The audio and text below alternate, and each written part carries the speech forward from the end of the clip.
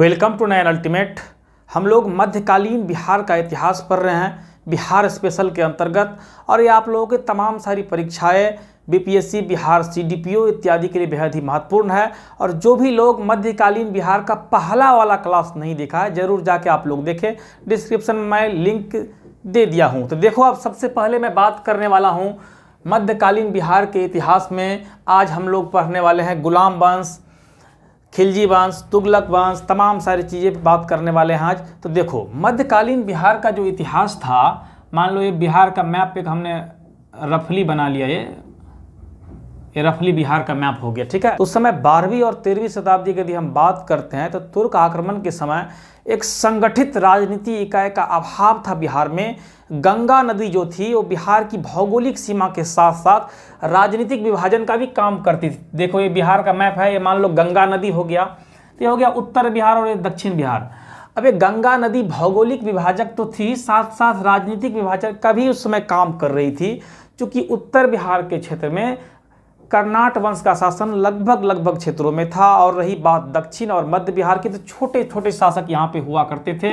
अब देखो, हुआ ये कि मध्यकालीन बिहार के अंतर्गत क्या हुआ कि जो संगठित राजनीतिक क्षेत्र का अभाव था, और तो उसमें क्या हुआ, मध्यकालीन में क्या हुआ कि संपूर्ण बिहार में मतलब संगठित राजनीति की स्थापना होता है और प्रशासनिक नियंत्रण भी एक साथ होता है। तो इसमें आज हम लोगों ने पिछला वाला क्लास में बख्तियार खिलजी पढ़ा था, तुर्क आक्रमण, तो थोड़ा सा पिछला रिकॉल करते हुए फिर गुलाम वंश पे चर्चा करने वाले हैं। तो उम्मीद है कि आप सब लोग अंत तक बने रहेंगे। और आप लोग जो है प्लीज़ वीडियो देखने के बाद उसको शेयर जरूर करें, क्योंकि पिछला वाला मध्यकाल का जो वीडियो बनाया था, इतनी मेहनत से आप लोगों ने देखा ही नहीं, फिर पढ़ाने का क्या फ़ायदा। और मैं आपको यकीन दिलाता हूँ कि बीपीएससी एग्जाम में आपका क्वेश्चन यहाँ से नहीं छूटेगा। एक बार आप लोग हमारा लेक्चर देखें, और लेक्चर देखने के बाद जो है साथ में उसको पॉइंट वाइज जो है कॉपी पेन लेके नोट कर ले, और इसके बाद प्रीवियस ईयर बनाएं। देखो आपका सिलेक्शन का 1906 में बख्तियार खिलजी की मृत्यु होती है। मृत्यु के बाद जो है गुलाम वंश स्थापना होता है दिल्ली में। हम लोग यहाँ पे पढ़ने वाले हैं कि देखो, मध्यकालीन भारत का इतिहास आप लोग जरूर पढ़े। यहाँ पे हम लोग मध्यकालीन भारत के उन्हीं शासकों के बारे में पढ़ेंगे जिन्होंने बिहार के बारे में कुछ काम किया था, बिहार में कहाँ कहाँ आक्रमण किया था, मतलब बिहार संबंधित बातें हम लोग पढ़ने वाले हैं। अब देखो, वास्तविक संस्थापक, तुर्क सत्ता का वास्तविक संस्थापक बख्तियार खिलजी को माना गया है। उन्होंने पहली सफलता ओदंतपुरी बौद्ध बिहार पे 1198 में किया था। इसके बाद 1203-4 में नदिया बिहार पे आक्रमण करता है, जो कि लक्ष्मण सेन की राजधानी थी। साथ में विक्रमशिला और नालंदा विश्वविद्यालय को नष्ट किया। अब देखो, विक्रमशिला विश्वविद्यालय के संस्थापक कई बार पूछ लिया जाता है, तो धर्मपाल आप लोग याद रखना, जिन्होंने विक्रमशिला विश्वविद्यालय की स्थापना किया था। नालंदा विश्वविद्यालय के संस्थापक कुमारगुप्त थे, और ओदंतपुरी विश्वविद्यालय के संस्थापक गोपाल, इसको आप लोग जरूर याद रखना। अब देखो, बख्तियार खिलजी की मृत्यु 1206 में हो जाती है, याद रखो आप लोग। ये पिछला वाला मैं थोड़ा सा बता दिया आप लोगों को बख्तियार खिलजी संबंधित। अब 1206 में बख्तियार खिलजी की जैसे ही मृत्यु होता है, इसके बाद क्या होता है, कुतुबुद्दीन ऐबक क्या करता है, गुलाम वंश की स्थापना दिल्ली में करता है, और गुलाम वंश की राजधानी उन्होंने लाहौर बनाया था। और कुतुबुद्दीन ऐबक को लाख बख्श भी कहा गया है। आप लोग मध्यकालीन भारत में जरूर पढ़ना, ये सब डिटेल से आप लोगों को पढ़ने को मिलेगा। हम लोग यहाँ पे आज बिहार संबंधित ही बात करेंगे। तो देखो, तो ऐबक ने क्या किया, कुतुबुद्दीन ऐबक नाम था उसका पूरा, गुलाम वंश की स्थापना किया, लेकिन बिहार पे उन्होंने विशेष ध्यान नहीं दिया। कुतुबुद्दीन ऐबक ने जो दिल्ली में गुलाम वंश की स्थापना किया, तो उन्होंने बिहार पे विशेष ध्यान नहीं दिया। उन्होंने क्या किया कि जिस समय छोटे छोटे सामंत इसीलिए जागने लगे। इसके बाद कुतुबुद्दीन ऐबक की मृत्यु के बाद इल्तुतमिश बनता है, गुलाम वंश का शासक बनता है, जिन्होंने क्या किया, 1225 में बिहार में आक्रमण करता है, और बिहार शरीफ और बाढ़ का जो क्षेत्र होता है उस पर अधिकार कर लिया। और उस समय क्या होता है, बिहार पे बंगाल का शासक हिसामुद्दीन ईबज का शासक होता है, उसको पराजित किया, और साथ में बिहार शरीफ और बाढ़ पे अधिकार करता है। और मलिक अलाउद्दीन जानी, आप लोग ये नाम याद रखना, मलिक अलाउद्दीन जानी को क्या किया, दिल्ली के प्रथम प्रतिनिधि के रूप में बिहार में नियुक्त कर दिया। किसने, इल्तुतमिश ने। अब देखो, यहाँ से एक दो पॉइंट बनेगा कि बिहार को दिल्ली के अधीन करने वाला प्रथम सुल्तान यदि पूछ दिया, आप लोग इल्तुतमिश याद रखना, ठीक है। ये पॉइंट याद रखना कि बिहार को दिल्ली के अधीन करने वाला प्रथम सुल्तान इल्तुतमिश था। अब देखो, गुलाम वंश का ही एक शासक आता है बलबन। बलबन जब आता है तो उन्होंने क्या किया, बिहार को बंगाल से फिर से अलग कर दिया। शुरुआत में मैंने बताया था बलबन के शासन में क्या था कि गया का क्षेत्र जो था दिल्ली के अधीन था। इसकी जानकारी वनराज नामक राजा, जो कि गया के राजा थे, वनराज नामक राजा की प्रशस्ति के अनुसार प्राप्त होता है। तो आप लोगों को उम्मीद करता हूँ क्लियर हो गया होगा। देखो क्या होता है कि बख्तियार खिलजी की मृत्यु के बाद कुतुबुद्दीन ऐबक गुलाम वंश की स्थापना दिल्ली में करता है और उन्होंने अपनी राजधानी को लाहौर बनाया। कुतुबुद्दीन ऐबक ने उन्होंने उसे कुतुबुद्दीन ऐबक को लाख बख्श भी कहा जाता है, क्योंकि लाखों रुपए वो दान करने के कारण। साथ ही वो कुतुबुद्दीन ऐबक ने क्या किया था, कुबात उल इस्लाम और 2.5 दिन के झोपड़ा नामक मस्जिद बनाया था। ये मैंने भारत वाली इतिहास का थोड़ा सा पार्ट बता दिया ऐबक संबंधित। अब ऐबक ने क्या किया, दिल्ली की गद्दी पे तो बैठा, लेकिन उन्होंने बिहार में कुछ विशेष ध्यान नहीं दिया। लेकिन जैसे ही कुतुबुद्दीन ऐबक की मृत्यु होती है, कुतुबुद्दीन ऐबक की मृत्यु के बाद इल्तुतमिश जो है गद्दी पे बैठता है, दिल्ली की गद्दी पे बैठता है, ठीक है। और जैसे ही दिल्ली की गद्दी पे बैठा तो उन्होंने क्या किया कि 1225 में बिहार पे आक्रमण करता है और बिहार शरीफ और बाढ़ का जो क्षेत्र होता है उसको अपने अधिकार में ले लिया। चूँकि उस समय बिहार में किसका शासक होता है, बंगाल का एक शासक हिसामुद्दीन ऐबक उस समय शासन करता रहता, तो उसको उन्होंने हराया और इसके बाद जो है इन दोनों क्षेत्रों पर अधिकार किया। साथ में एक व्यक्ति, इसका नाम आप लोग याद रखना, मलिक अलाउद्दीन जानी को दिल्ली के प्रथम प्रतिनिधि के रूप में नियुक्त करता है। अब देखो क्या होता है, फिर इधर जो है बिहार को दिल्ली के अधीन करने वाला प्रथम सुल्तान, एक क्वेश्चन आ सकता है तो आप लोग याद रखना इल्तुतमिश, ठीक है। इस पॉइंट को आप लोग लिख लो। इसके बाद बलबन का क्षेत्र आता है तो बलबन ने क्या किया, पुनः बिहार को बंगाल से अलग कर दिया। तो पूछ सकता है एग्जाम में, वैसे कौन सा शासक था जिन्होंने बिहार को बंगाल से अलग किया था, मतलब मुगल काल के दौरान, तो आप लोग याद रखना बलबन, ठीक है। इसके बाद क्या होता है, फिर खिलजी वंश आता है। खिलजी वंश की स्थापना कौन करता है, जलालुद्दीन फिरोज खिलजी करता है। 1290 में दिल्ली में ही आता है ये वंश, फिरोज खिलजी।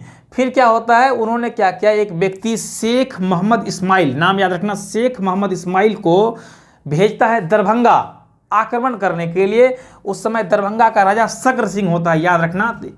और सक्र सिंह क्या होता है, उस समय उस चूंकि सेना का नियंत्रण को पराजित कर देता है, सक्र सिंह ने उसको हरा दिया। लेकिन कुछ समय बाद क्या होता है, फिर से आक्रमण करता है और इस बार जो है सक्र सिंह पराजित हो जाता है। उसे बंदी बना के सक्र सिंह को दिल्ली लाया जाता है। फिर अलाउद्दीन खिलजी और सक्र सिंह के बीच क्या होता है, समझौता होता है। और खिलजी वंश के देखो कुछ सिक्के शाहपुर भोजपुर से मिला है। तो यहाँ पे 1-2 पॉइंट याद रखना कि खिलजी वंश का संस्थापक जलालुद्दीन फिरोज खिलजी था, जिन्होंने शेख मोहम्मद इस्माइल के नेतृत्व में जो है दरभंगा में भेजा था। किसके नेतृत्व में भेजा था पूछा जाएगा, तो शेख मोहम्मद इस्माइल के नेतृत्व में सेना को दरभंगा भेजा। उस समय राजा कौन था दरभंगा का, तो ये याद रखना सक्र सिंह था, ठीक है, सक्र सिंह आप लोग याद रखना। इसके बाद खिलजी वंश के कुछ सिक्के याद रखना, कहाँ से मिले हैं, भोजपुर शाहपुर से मिले हैं, जो कि भोजपुर डिस्ट्रिक्ट यानी कि भोजपुर जिला में शाहपुर एक जगह है जहाँ से खिलजी वंश के कुछ सिक्के मिले हैं। अब फिर हम लोग तुगलक वंश के बारे में चर्चा करने वाले हैं। आप लोग देखो दिल्ली सल्तनत मतलब भारत का इतिहास जरूर पढ़ना, वहाँ पे गुलाम वंश, खिलजी वंश, तुगलक वंश, सैयद वंश और लोदी वंश बहुत ही डिटेल से आप लोग पढ़ना। तो हम लोग यहाँ पे उन्हीं चीज़ों को चर्चा कर रहे हैं जिन्होंने बिहार पे आक्रमण किया था या सेना भेजने का काम किया था, उन्हीं चीज़ों को बेसिकली देख रहे हैं। अब देखो तुगलक वंश पढ़ने जा रहे हैं बिहार के संदर्भ में। तो 1324 में गयासुद्दीन तुगलक जब बंगाल अभियान से लौटते समय हरि सिंह देव को पराजित किया। हरि सिंह देव उस समय कर्नाट वंश का एक शासक था, जिन्होंने क्या किया, पराजित किया, उसके डर से ही उन्होंने भाग गए। इसके बाद उसका अधिकार हो जाता है तुगलक का। इसके साथ ही इसका शासन जो था वो तिरहुत क्षेत्र, जो कि मिथिला के क्षेत्र में था, तिरहुत क्षेत्र में क्या हुआ, तुगलक साम्राज्य को मिला लिया, यानी कि तिरहुत का जो क्षेत्र था वो तुगलक साम्राज्य के अधीन आ गया बिहार का, ठीक है। और तुगलक के काल में बिहार की राजधानी बिहार शरीफ नालंदा, इसको आप लोग याद रखना। पूछा जाएगा तुगलक काल में बिहार की राजधानी कहाँ थी, तो बिहार शरीफ याद रखना। और मोहम्मद बिन तुगलक ने क्या किया था, दरभंगा का नाम बदल के तुगलकपुर रखा, इसको आप लोग याद रखें, तो एग्जाम में आ सकता है। वैसा कौन सा शासक था जिन्होंने दरभंगा का नाम बदल के तुगलकपुर रखा था, तो आप लोग याद रखना मोहम्मद बिन तुगलक। आप लोग मध्यकालीन भारत के इतिहास में पढ़ेंगे कि मोहम्मद बिन तुगलक जो था वो सर्वाधिक पढ़ा लिखा और योग्य व्यक्ति था और सबसे ज़्यादा असफल रहा था। और मोहम्मद बिन तुगलक की मृत्यु के बाद इतिहासकार एक बदायूं ने कहा था कि अंतः राजा को प्रजा से और प्रजा को राजा से मुक्ति मिली। मोहम्मद बिन तुगलक देखो बहुत ही ज़्यादा पढ़ा लिखा था, उन्होंने बहुत ही काम सोच समझ के करता था, लेकिन फिर भी उसे असफलता ही मिला करता था। कुछ इतिहासकार उसको कहते थे पागल कहते थे, क्योंकि सनक भरी योजनाओं के कारण उन्होंने क्या किया था, एक बार अपनी राजधानी को दिल्ली से दौलताबाद परिवर्तन कर दिया, फिर कुछ समय बाद वापस लाया गया। उसका देखो योजना तो सही होता था, लेकिन कुछ कुछ गलतियां होती जिसके कारण उसे घाटा भी होता था। तो आप लोग याद रखना, वहाँ पे पढ़ेंगे आप लोग, हम लोग बिहार संदर्भ में देख रहे हैं यहाँ पे। तो ऐसा कौन सा शासक था जिन्होंने दरभंगा का नाम बदल के तुगलकपुर रखा, तो मोहम्मद बिन तुगलक हो जाएगा। साथ में दरभंगा में उन्होंने एक दुर्ग और जामा मस्जिद का भी निर्माण कराया था। ये भी एग्जाम में आ सकता है कि दरभंगा में एक दुर्ग और जामा मस्जिद का निर्माण किस शासक ने किया था, तो मोहम्मद बिन तुगलक ने किया था। आप देखो पटना और गया के क्षेत्र में अनेक अभिलेख प्राप्त हुए हैं तुगलक कालीन। राजगीर के जैन मंदिरों के अभिलेख में फिरोज तुगलक द्वारा दान देने का उल्लेख मिलता है, इसको भी आप लोग याद रखना। साथ में देखो एक बहुत ही महत्वपूर्ण पॉइंट, 14वीं शताब्दी में क्या होता है, फिरोज तुगलक एक नए राजवंश की स्थापना करता है, वायरनार वंश और अनहिल वार वंश, जो कि इसका क्षेत्र कहाँ पे था, वहीं तिरहुत क्षेत्र में किया था। तिरहुत क्षेत्र जो था वहीं पे उन्होंने इस वंश की स्थापना किया। तो उम्मीद है कि आप लोगों के टॉपिक समझ में आ गया होगा। जिसको भी नहीं आया एक बार आप लोग और देखो, फिर हम लोग आगे भी पढ़ने वाले हैं। देखो हम लोगों ने कल वाला लेक्चर का थोड़ा सा बताया कि बख्तियार खिलजी तुर्क सत्ता के वास्तविक संस्थापक माना गया है। भारत में पूछा जाएगा एग्जाम में कि तुर्क सत्ता के वास्तविक संस्थापक कौन था, तो बख्तियार खिलजी। इस पॉइंट को आप लोग याद रखना। साथ ही बख्तियार खिलजी ने पहला आक्रमण उदंतपुरी बौद्ध विहार पे किया था 1198 में, और उसमें सफलता प्राप्त किया। 1203-4 में नदिया पे आक्रमण किया था, जो कि लक्ष्मण सेन की राजधानी थी। उन्होंने विक्रमशिला और नालंदा विश्वविद्यालय को नष्ट किया था। अब देखो विक्रमशिला और नालंदा विश्वविद्यालय और उदंतपुरी तीनों विश्वविद्यालय के बख्तियार खिलजी ने नष्ट तो कर दिया, लेकिन इसके संस्थापक से कई बार प्रश्न आता है, तो यहीं पे देख लो। विक्रमशिला की स्थापना धर्मपाल ने किया था, नालंदा की स्थापना कुमार गुप्त ने किया था, और उदंतपुरी विश्वविद्यालय की स्थापना गोपाल ने किया था। आप लोग एक पेन कॉपी लेके एक एक पॉइंट को आप लोग लिख लो। अब देखो जैसे ही 1206 ईस्वी में बख्तियार खिलजी की मृत्यु हो जाती है, फिर दिल्ली की गद्दी पे कुतुबुद्दीन ऐबक बैठता है। कुतुबुद्दीन ऐबक और बख्तियार खिलजी दोनों के दोनों मोहम्मद गौरी के दास थे। कौन थे, मोहम्मद गौरी के दास थे, ठीक है। तो कुतुबुद्दीन ऐबक क्या किया, गुलाम वंश की स्थापना किया, लेकिन बिहार पे विशेष ध्यान नहीं दिया। इसके बाद इल्तुतमिश आता है, जिन्होंने 1225 में बिहार पे आक्रमण करता है और बिहार शरीफ और बाढ़ पे अधिकार कर लेता है। यहाँ से एक दो प्रश्न आएंगे, आप लोग याद रखना कि इल्तुतमिश ने बिहार पे कब आक्रमण किया, तो 1225। बीपीएससी में कई सारे प्रश्न फैक्चुअल भी आते हैं। उस समय कौन शासक था, तो बंगाल का शासक हिसामुद्दीन एवज था उस समय जब इल्तुतमिश आक्रमण किया था, इसको याद रखना। साथ ही उन्होंने दिल्ली पे प्रथम प्रतिनिधि के रूप में किस व्यक्ति को नियुक्त किया था, मलिक अलाउद्दीन जानी को नियुक्त किया। एक प्रश्न यहाँ से आ सकता है कि बिहार को दिल्ली के अधीन करने वाला प्रथम सुल्तान कौन था, तो इल्तुतमिश। मैं बार बार कह रहा हूँ, इसको याद रखना। इसके बाद फिर बलबन आते हैं, जिन्होंने क्या किया, बिहार को बंगाल से अलग कर लिया। और बलबन का जो शासन था वो गया तक था, जिसकी जानकारी हमें कहाँ से मिलता है, वनराज नाम का एक राजा था गया की, जिसकी प्रशासती से, ठीक है। अब आता है खिलजी वंश। खिलजी वंश की स्थापना जलालुद्दीन फिरोज खिलजी 1290 में दिल्ली में करता है। उन्होंने क्या किया, शेख मोहम्मद इस्माइल के नेतृत्व में सेना दरभंगा भेजता है, और उस समय दरभंगा का राजा सक्र सिंह होता है, इसको याद रखना। सक्र सिंह ने पहले उसको हराया, फिर दोबारा फिर से आक्रमण किया, और सक्र सिंह को बंदी बना के दिल्ली ले जाया गया।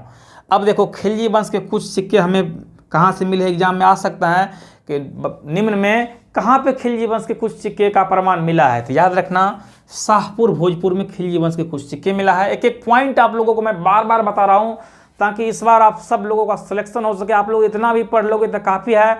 साथ में एक बार आप लोग बुक जरूर पढ़े, और इसको वीडियो को देखने के बाद नोट बना ले, और नोट बनाने के बाद प्रीवियस ईयर क्वेश्चन बनाए, मॉक टेस्ट लगाए, सिलेक्शन जरूर होगा। और एग्जाम तक मैं आप लोगों को पूरा बता दूंगा। आप लोग बस वीडियो को शेयर जरूर करें। जो भी लोग ईमानदारी से देखते हो, आपको यदि अच्छा लगता है तो शेयर जरूर करें आप लोग। अब देखो 1324 में क्या होता है, तुगलक वंश हम लोग पढ़ रहे हैं। गयासुद्दीन तुगलक जब बंगाल अभियान से लौट रहे थे, तो उस समय कर्नाट वंश का एक शासक था हरि सिंह देव। वो क्या होता है, उसके डर से खुद भाग गया, और इसके बाद क्या हुआ, तिरहुत का जो क्षेत्र था वो दिल्ली में, यानी कि दिल्ली में मिला लिया गया, यानी कि तिरहुत का जो क्षेत्र था वो तुगलक साम्राज्य में मिला लिया गया। और तुगलक काल में बिहार की राजधानी बिहार शरीफ थी। और संभवतः ये भी कहा जाता है कि बिहार की राजधानी बिहार का नाम बिहार तुगलक काल में ही पड़ा, बौद्ध विहारों की अधिकता के कारण, संभवतः बात है ये। अब देखो मोहम्मद बिन तुगलक ने क्या किया था, दरभंगा का नाम बदलकर तुगलकपुर रखा। इस पॉइंट को भी याद रखना। दरभंगा में एक दुर्ग और जामा मस्जिद का निर्माण मोहम्मद बिन तुगलक ने ही किया था। और पटना और गया के क्षेत्रों में अनेक अभिलेख जो है तुगलक कालीन मिले हैं। साथ ही राजगीर के जैन मंदिरों के अभिलेख में फिरोज तुगलक द्वारा दान देने का भी उल्लेख मिलता है। एक याद रखना कि 14वीं शताब्दी में फिरोज तुगलक ने एक नए राजवंश की स्थापना की, वारनार वंश, जो कि कहाँ है, तिरहुट के। आप लोग अब हम लोग यहाँ पे देखने वाले हैं नुहानी वंश के बारे में। देखो तो नुहानी वंश की जो स्थापना है, सबसे पहले हुआ ये था, हम लोग देखो उसको कहानी को समझने का यहाँ पे प्रयास करते हैं। सिकंदर लोदी ने क्या किया था, लोदी वंश का शासक सिकंदर लोदी था, जिन्होंने क्या किया 1495-96 में क्या किया, एक शासक था हुसैन शाह सरकी, एक शासन हुसैन शाह सरकी को पराजित करके दरिया खा नुहानी को बिहार का शासक नियुक्त किया। और इसकी जानकारी हमें बिहार शरीफ के अभिलेख से मिला करता है। देखो यहाँ पे इंपॉर्टेंट क्वेश्चन कि एक क्वेश्चन आएगा यहाँ पे बेहद ही महत्वपूर्ण कि नुहानी वंश का जो उदय है वो किस के शासन काल में आया था। तो आप लोग याद रखना कि सिकंदर लोदी के काल में नुहानी वंश का उदय हुआ था। नुहानी वंश का होगा कि हुसैन शाह सरकी को पराजित करके दरिया खान नुहानी को एक शासक के रूप में नियुक्त किया। तो याद हो गया होगा। अगला क्वेश्चन देखो, यहाँ पे एक पॉइंट बन रहा है कि किसका पुत्र था फिर बहार खान नुहानी, जिन्होंने क्या किया, स्वयं को स्वतंत्र घोषित कर लिया और सुल्तान मोहम्मद की उपाधि धारण की। और अंत में जिसका राज्य होता है वो शेरशाह के द्वारा कब्जा कर लिया जाता है। अब हम लोग देखो नुहानी वंश से ज़्यादा प्रश्न नहीं आता, यही एक दो प्रश्न आप लोग याद रखना। बहुत छोटा सा वंश है, बहुत लोग नहीं भी पढ़ाते हैं, बहुत बुक में भी आपको नहीं मिलेगा, लेकिन आप लोग जो है मध्यकालीन के संदर्भ में जो भी मैं पढ़ा रहा हूँ उसको आप लोग एक बार बुक से जरूर पढ़े। अब देखो महत्वपूर्ण वंश पढ़ने जा रहे हैं बिहार में अफगान शासक, यानी कि शेरशाह सूरी। अफगान सुनते ही आपके मन में आया होगा कि शेरशाह सूरी के बारे में हम लोग पढ़ने जा रहे हैं, जो कि बेहद ही महत्वपूर्ण है बिहार के दृष्टिकोण से। 1540 से लेके 1545 तक इसका काल कहा गया है। 1545 में इसका मृत्यु हो जाता है कलिंजर के युद्ध में बंदूक फट जाने से। ठीक है, तो अब देखो तमाम सारी चीज़ें देखने वाले। देखो उसके शेरशाह के बचपन का नाम फरीद था और अफगान शासक की स्थापना का जो है श्रेय शेरशाह सूरी को दिया जाता है। और उसके पिता का नाम हसन खान था, जो कि सासाराम का जागीरदार था। एक बार क्या हुआ बचपन में उन्होंने तलवार से एक शेर को मारने के कारण अफगान शासक था बिहार में बहार खान लोहनी, जिन्होंने उसका नाम शेर खां दिया। ठीक है, पहले नाम फरीद था, फिर उसका नाम शेर खां हो गया। और शेर खां कैसे शेरशाह बना ये भी हम लोग देखने वाले थे। अब देखो इसके बाद होता यह है, जहाँ से प्रश्न पूछा जाता है वहीं पर मैं चर्चा करने वाला हूँ। चौसा का युद्ध 1539 में होता है किसके बीच, तो मुगल सम्राट हुमायूं, जो कि दिल्ली की गद्दी पे उस समय बैठा हुआ था, बाबर का पुत्र था, जो कि 1526 में जो है मुगल साम्राज्य की स्थापना बाबर करता है दिल्ली में। ठीक है, तो बाबर का पुत्र होता है हुमायूं। तो हुमायूं ने क्या किया, चौसा युद्ध 1539 में शेरशाह का और हुमायूं के बीच हुआ था चौसा युद्ध में, जिसमें हुमायूं पराजित हो जाता है और शेरशाह की विजय होता है। और इसी विजय के पश्चात शेर खान ने अपना नाम शेरशाह की उपाधि धारण कर ली थी। देखो प्रारंभ में नाम फरीद था, फिर एक शेर को मारने के कारण अफगान शासक बहार खान लोहनी ने शेर खां की उपाधि दी। और जब ये चौसा युद्ध 1539 में हुमायूं को हराता है, तब जाकर उन्होंने शेरशाह की उपाधि धारण करता। अब देखो बिलग्राम युद्ध हम लोग पढ़ने जा रहे हैं 1540 में, इसे कन्नौज का युद्ध भी बोलते हैं। तो आप लोग इस पॉइंट को याद रखना, 1540 में हुआ था, जिसमें किसके बीच हुआ था, बिलग्राम या कन्नौज का युद्ध। फिर से हुमायूं और शेर खां के या शेरशाह के बीच में हुआ था, जिसमें हुमायूं पराजित होता है और 15 सालों तक निर्वसित जीवन व्यतीत करता है। और इस युद्ध के पश्चात क्या होता है कि दिल्ली की गद्दी पे जो है वो शेर खां या शेरशाह की जो है पूर्ण रूप से कब्जा हो जाता है और अल्प समय के लिए उन्होंने दिल्ली की गद्दी पे बैठता है, लेकिन उन्होंने बहुत महत्वपूर्ण काम किया था। तो शेरशाह को याद किया जाता है प्रशासनिक सुधारों के दृष्टिकोण से। तो देखो अब हम लोग देखते हैं इसके बाद 1540 में दिल्ली की गद्दी पे बैठता है वो शेर खां, विजय होता है हुमायूं के हरा के, और हुमायूं जो है वो दिल्ली छोड़ के चला जाता है। अब देखो क्या होता है, दिल्ली पे अधिकार हो गया तो उसकी मृत्यु कैसे होती है, 1545 में कलिंजर का एक युद्ध होता है। उसमें क्या होता है, उक्का नामक कोई अग्निशास्त्र चला रहा होता है, वो फट जाने के कारण शेर खां की मृत्यु हो गई। ठीक है, अब देखो उन्होंने क्या क्या काम किया था, इसका जहाँ से क्वेश्चन बनता है इस पर हम लोग चर्चा करने वाले हैं। एक तो ग्रांड ट्रक रोड का मरम्मत कराया, ठीक है, जीटी रोड जिसे कहते हैं, जो कहाँ से कहाँ तक था उस समय, कोलकाता से लेके लाहौर पाकिस्तान तक था। इसे उस समय सड़क आजम कहा जाता था। देखो ग्रांड ट्रक रोड का नाम पूछ दिया जाएगा पूरा ना, तो सड़क आजम याद रखना। शेरशाह ने अपना मकबरा खुद बनाया था सासाराम में, तो याद रखना ये भी क्वेश्चन आता है, वैसा कौन सा शासक था जिन्होंने अपना मकबरा खुद बनाया था, शेरशाह, याद रखना। अब देखो कबूलियत एवं पट्टा प्रथा की शुरुआत शेरशाह ने किया था। भूमि माप के लिए उन्होंने 32 अंक वाला सिकंदरी गजे सिकंदरी का प्रयोग किया था, सरडंडी का भी प्रयोग किया था। पैदावार का 1/3 भाग लगान लेता था, यानी जो भी उस समय में उपज होती थी इसका 1/3 भाग तक जो है वो टैक्स के रूप में रखा करता था। ये भी क्वेश्चन एक बनेगा, ठीक है, कि पैदावार का कितना भाग लिया करता था शेर खां, कई बार 1/3 भाग। इसके बाद 1541 में क्या हुआ, अभी जो आप लोग वर्तमान में देख रहे हैं पटना, पाटलिपुत्र को पटना के नाम से स्थापित किया। और मलिक मोहम्मद जैसी जो एक मतलब लेखक थे उसके समकालीन थे, और उसके रचना मलिक मोहम्मद जैसी का बेहद ही महत्वपूर्ण रचना है पद्मावत। ठीक है, तो ये भी आप लोग याद रखना कि पूछ देगा कि पद्मावत किसकी रचना है, तो मलिक मोहम्मद जैसी की। इसके बाद उन्होंने क्या किया था, 178 ग्रेन चांदी का रुपया चलाया और 380 ग्रेन तांबे का दाम चलाया था, याद रखना। इसके बाद रोहतासगढ़ किला, दिल्ली में किला कुना नामक मस्जिद का भी निर्माण कराया। तो उम्मीद करता हूं कि शेरशाह वाली आपको टॉपिक समझ में आ गया होगा। देखो एक बार मैं और बता देता हूं। बचपन का नाम फरीद था, पिता का नाम हसन खां, जो कि सासाराम के जागीरदार थे और ये मूल रूप से अफगान के थे। इसके दादाजी वगैरह अफगानिस्तान से आए हुए थे और स्थापना का श्रेय जो है इस वंश का जो है इसी शेर खां या शेरशाह सूरी को दिया जाता है, बाद में बना ये। और उसका अफगान शासक बहार खां लोहनी ने शेर खां की उपाधि दी शेर मारने के कारण। फिर उन्होंने महत्वपूर्ण लड़ाइयों में चौसा युद्ध एक हुआ जो कि हुमायूं के साथ लड़ता है, उसमें उसकी विजय होता है। बिलग्राम युद्ध 1540 या कन्नौज युद्ध भी कहा गया है बिलग्राम युद्ध को, उसमें भी शेरशाह विजय होता है और दिल्ली पे पूर्ण रूप से दिल्ली की गद्दी पे बैठ जाता है। उन्होंने महत्वपूर्ण काम किए, ग्रांड ट्रक का निर्माण कराया, मकबरा खुद से बनाया सासाराम में, कबूलियत और पट्टा प्रथा की शुरुआत की, भूमि माप के लिए गजे सिकंदरी का प्रचलन किया, पैदावार का 1/3 भाग लगान के रूप में वसूलता था और 1541 में जो है पाटलिपुत्र को पटना के नाम से स्थापित किया। मलिक मोहम्मद जैसी इसके समकालीन था। मलिक मोहम्मद जैसी की जो रचना है पद्मावत, इसे आप लोग ध्यान रखना। सास में 178 ग्रेन चांदी का रुपया चलाया, 380 ग्रेन तांबे का दाम चलाया, रोहतासगढ़ किला कुना का निर्माण कराया। अब देखो बिहार में हम लोग मुगल देखने वाले। देखो वैसे तो मुगल साम्राज्य की स्थापना दिल्ली में बाबर ने 1530 में किया था, ठीक है, लेकिन हम लोग यहाँ पे बिहार के संदर्भ में देखने जा रहे हैं। तो देखो 1555-56 में क्या हुआ कि दिल्ली में मुगल वंश की फिर से वापसी हुई। हुआ ये कि ये जो था शेरशाह, जिसकी मृत्यु 1545 में हो गया कलिंजर के किला जीतने के क्रम में, उसी क्रम में क्या होता है, हुमायूं सरहिंद युद्ध 1555 में विजय करके पुनः जो है मुगल साम्राज्य की वापसी कराता है।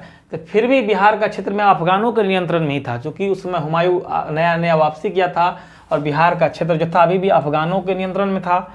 इसके बाद जब ताज खां करारानी एक होता है कि नेतृत्व में अफगान राज्य का गठन हुआ और उस समय अकबर शासक था, तो अकबर ने क्या किया, हुमायूं चूंकि एक ही साल जिंदा रहे थे, दीन पनाह भवन की पुस्तकालय से गिरने के कारण हुमायूं की मौत हो जाती है। और एक इतिहासकार लिखता है कि हुमायूं तमाम जिंदगी भटकते रहा और भटकते भटकते अपनी जान दे दी। वो आप लोग भारत वाली इतिहास में जरूर पढ़ना। देखो तो अकबर उस समय होता था, अकबर के प्रति क्या था, सम्मान पूर्वक व्यवहार रखा था ताज खां करारानी ने। फिर इसका एक पुत्र आता है दाऊद खां करारानी, जिन्होंने क्या किया, अहंकारी शासक था। अकबर उसको दंडित करने के उद्देश्य से 1574 में आक्रमण करता है और 1576 में जो है पटना नगर को जीत लेता है। इसके साथ ही जीतने के बाद दाऊद खां करारानी पलायन भाग जाता है। इसके बाद 1580 में जो होता है बिहार में मुगल साम्राज्य का एक प्रांत या सूबा के रूप में घोषित किया जाता है और मुनीम खां या खान आजम को बिहार का गवर्नर बनाया गया। कई बार यहाँ से क्वेश्चन आता है कि प्रथम सूबा बिहार में मुगल साम्राज्य का कब स्थापित किया गया था, 1580 में, और गवर्नर कौन था, मुनीम खां बिहार का गवर्नर था। अब देखो उस समय अकबर के काल में चूँकि 12 सूबा हुआ करता था भारत में, 12 में से एक बिहार भी था। ठीक है, तो उम्मीद है कि आप लोगों के समझ में आ गया होगा अच्छी तरीके से।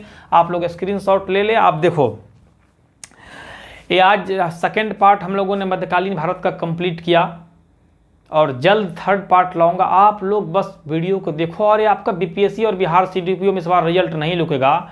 मैंने देखा कि बिहार विशेष का कहीं भी वीडियो ढंग से नहीं था, तो मैं शुरू दिन से आप लोगों को प्लेलिस्ट में आप जो है शुरू से ही सेकेंड पार्ट का मैं लिंक दे दिया हूँ। प्राचीन भारत में आप लोग शुरू से देखें। प्राचीन भारत का मैं जो बिहार विशेष पढ़ा है, एक एक पॉइंट 3 क्लास मैं प्राचीन बिहार पे आप लोगों का लिया हूँ, 3 क्लास।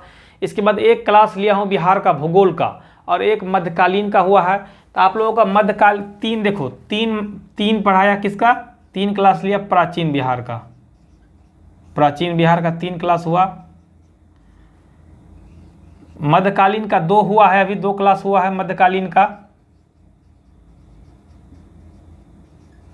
जल्द तीसरा भी लेने वाला हूं। इसके बाद बिहार का भूगोल, तमाम सारी चीज़ होगी। शायद में साइंस में आप लोगों के लिए करा रहा हूं। तो आप लोग इस बार जो है बीपीएससी में आप लोगों का रिजल्ट नहीं रुकना चाहिए। आप लोग ढंग से पढ़े और मैं जो वीडियो पढ़ाता हूं इसके बाद आप लोग क्या करें, कोई भी बुक ले ले और बुक से एक बार ढंग से पढ़े और फिर वीडियो देखने के बाद उसको नोट बना ले, फिर बुक से पढ़े और इसके बाद जो है क्वेश्चन प्रैक्टिस करने का प्रयास करें। बाकी आप सब लोगों को धन्यवाद।